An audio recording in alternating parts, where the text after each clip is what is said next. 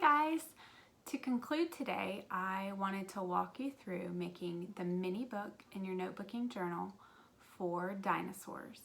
And with a video, you'll be able to pause it whenever you need to and give yourself the amount of time that you need to write, as well as restart whenever you're ready. And so I thought this video would make it very easy for people to work at their own paces. So the activity that we had scheduled for class today was the dinosaur mini book that's at the back of your notebooking journal on page A47. And that's the same whether you have junior or regular. So you can take a moment to get to that page in your notebooking journal, and it looks like this.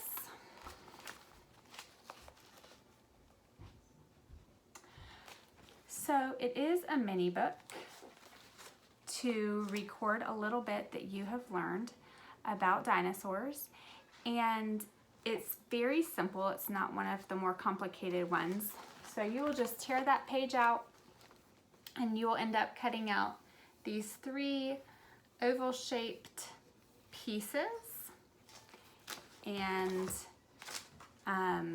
then once you have them cut out, you will fold along the blue lines, and you can glue the back where it says glue the side to your paste page. You'll glue that, and with the folds it'll look something like this. Mine isn't color, it's just black and white. So once you cut, glue just the middle to the page. You don't want to glue these flaps to the page, and then you'll want to fold on those blue lines.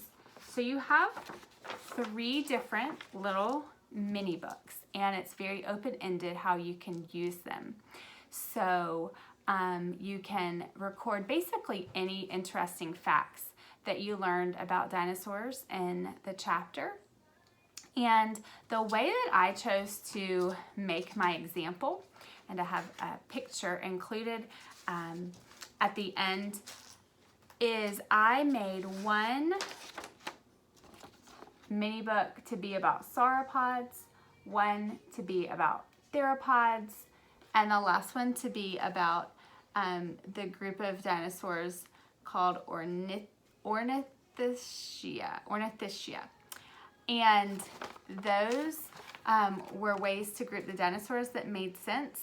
The sauropods and the theropods are both lizard-hipped dinosaurs, meaning that the way their hips were designed, the joints were was similar to that of lizards. And I know we talked about stance last time that we had class, and it doesn't mean that their legs were way out from their bodies like lizard. It just means how their bones connected at their hips was similar to lizards. So the sauropods and the theropods were lizard-hipped dinosaurs, and then they had that in common, but the difference was that sauropods were lizard-footed and theropods were beast-footed. So the sauropods were mostly herbivores. They were quadrupedal, meaning they walked on all 4 legs instead of just 2. They were colossal in size. These were some of the biggest dinosaurs, and they had small heads though, even though their bodies were so large. Their nostrils were on top of their heads, very close to their eyes, similar to crocodiles. So one thing that you could do with these mini books is you could use the little tiny pictures included at the back of the notebooking journal. It has lots of them. If you are not completing a map at home where you're putting the animals all over your map like we did in class, you could take a few of these dinosaurs, and even for our younger students, if you wanted to mainly just do some pictures, that would be one way to use these mini books. So I found the dinosaurs that were sauropods, and I put them together in this first mini book. So I cut out the Cetiosaurus, Diplodocus, Camarasaurus, and Brachiosaurus. So those are the ones that we have pictures of that are sauropods. So you could group them together in that little mini book.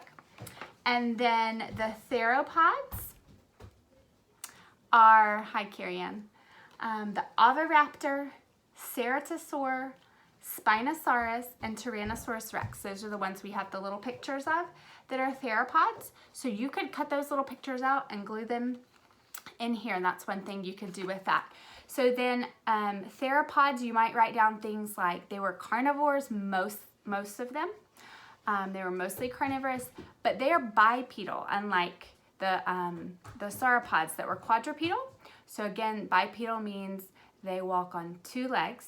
So you might want to jot that down. Theropods had very sharp teeth, and we know if they're carnivores why that was. And one of the more popular maybe theropods from movies and things is the Velociraptor, and it is a member of this group as well, though we don't have a picture sadly. So then the last way that I organized my mini book information, and you might do yours differently, but for me I thought this was a good way to utilize the three, was Ornithischia, the bird-hipped group. You have within that group the ornithopods, or bird-footed dinosaurs, like the hadrosaur and the iguanodon, and the marginocephalia. Those are the dinosaurs with shelves on their heads. So those are bird-footed dinosaurs. And then we have in this group as well the Stegosaurus, Ankylosaurus, and I thought a fun fact about the Stegosaurus is that its brain was only the size of a walnut. So those are the kind of things you could jot down, and you can refer to my picture if that's helpful. You can, of course, just use keywords if that's helpful. Instead of writing out complete sentences on this little mini book, I think that keywords would be much better.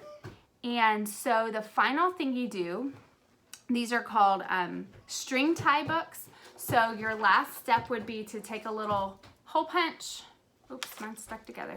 Take a little hole punch to the hole. If I can get that little step. Punch those holes on either flap, and then put some string through there and just tie them up, and that holds them closed. You just need 3 really short pieces of string to tie those up, and that will conclude your little dinosaur mini books. So I hope that you have enjoyed learning about dinosaurs, and I hope that you enjoy making some mini books. You can either write some things you've learned about them or draw, and then use that little mini book to tell one of your brothers or sisters or mom or dad about some of the dinosaurs that we've learned about God creating in this lesson. Thanks.